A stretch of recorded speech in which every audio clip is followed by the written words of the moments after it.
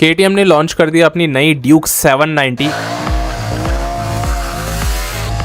एक समय पे इसको स्काल्पल कहा जाता था, याद है ना। अभी आ चुकी है दोस्तों एक नए अवतार में। अगले महीने से ही यानी जुलाई से यूरोपियन मार्केट्स में बिकनी शुरू हो जाएगी और मैं कह सकता हूं कि इंडिया में भी आएगी, क्योंकि 1390 ड्यूक ऑलरेडी आ चुकी है, तो 790 को भी जहां तक ये लोग लेकर आएंगे। कल रात सच बताऊं, मुझे इस बाइक का सपना आया था कि मैंने एक 790 ड्यूक पुरानी वाली खरीद ली है, और आज ही KTM ने नई 790 ड्यूक लॉन्च कर दी। तो कहते हैं ना, सपने सच भी होते हैं। मेरा तो हो गया। अब इसको मैं लेने वाला हूं या नहीं वो एक अलग बात है, पहले बाइक के बारे में जान लेते हैं। स्काल्पल के लिए कहा जाता था, जिसने ये बाइक चला ली उसको कोई और बाइक आसानी से समझ नहीं आती थी। ड्यूक 790 स्टीयरिंग डैम्पर के साथ आती है। सोचो हैंडल ही नहीं कांपेगा उस बाइक का। पहले भी आता था और अब इस नए मॉडल में भी आ रहा है। लुक्स इसके 1390 ड्यूक की तरह रखे गए हैं। आगे से वही हेडलाइट और एक LED प्रोजेक्टर है 2 की जगह। इसकी सीट्स बहुत कंफर्टेबल बनाई गई है। 825 mm की सीट हाइट है, जो ठीक है, और आगे वाली सीट पतली है, तो इसलिए जमीन पे पैर अच्छे से टिकेंगे। मैं आपको बता दूं, 790 ड्यूक बहुत फ्लिकेबल होती थी, यानी एकदम से डायरेक्शन चेंज करती थी, पर नई ड्यूक तो और भी तेज है।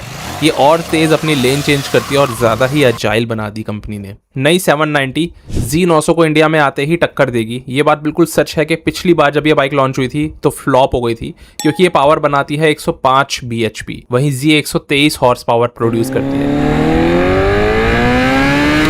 पर हैरानी तब आपको जान के होती है जब आप इन दोनों बाइकों की रेस कराते हो। ये 0 to 100 कर रही है 3.44 सेकंड्स में। यही Z900 का भी टाइमिंग रहता है। उसका रीजन ये, Z का पावर टू वेट रेशियो है 0.58, इसका है 0.56, ऑलमोस्ट बराबर। इसका वजन सिर्फ 187 kg है, तो ये Z900 से 25 किलो हल्की है। इसी वजह से पावर टू वेट इतना अच्छा है। बाकी सारे फीचर्स स्टैंडर्ड है। Quick shifter, auto blipper, cornering, ABS, traction control, सारे ड्यूक 390 वाले फीचर्स ड्यूक 790 में आ रहे हैं। फिर भी एक बात सच बोलूंगा कि मुझे लुक्स में 790 ड्यूक कुछ खास पसंद नहीं आई। पसंद आना ना आना सबकी अपनी मर्जी है। आपको कैसी लगी वो तो आप कमेंट करना। 2019 में जब ये आई थी तो इंडिया में तो ये फ्लॉप हो गई थी, पर बाहर इसने हाईएस्ट स्टैंडर्ड्स को मीट करा था। ड्रिफ्टिंग करने में, स्टंटिंग करने में ये बहुत कैपेबल साबित हुई थी, और तब ये 9.5-10 लाख रुपए की थी, इसलिए भी फ्लॉप हुई थी। इंडिया में जब ये आती थी तो असेंबल होती थी। इस बार भी शायद ऐसा हो तो प्राइस ज्यादा नहीं बढ़ेगा। Z900 11.5 लाख की आ रही है। अगर ड्यूक 790 Z900 के प्राइस में आई तो भी फ्लॉप हो जाएगी, क्योंकि हमारे यहाँ